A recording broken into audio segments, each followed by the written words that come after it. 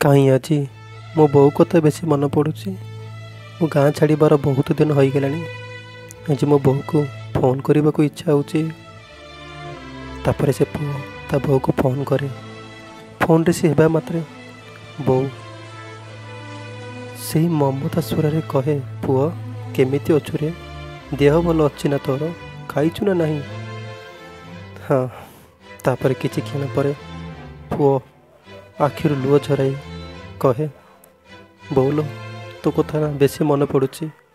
एठी सब नुआ लोक, केही मते खाइबा पई गाली देउना। तो परी केही मते कहूना तू भूल करुचु कि ठीक करुचु।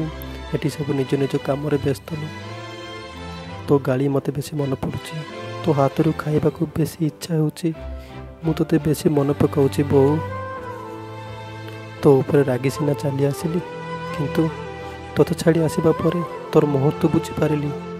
तोर से गाली मत दरकार, तोर से स्नेह आदर दरकार। एबे बो कहे, दुख भरा स्वर रे कहे, पुआरे नुआ नुआ देश विदेश गले एमती लगे।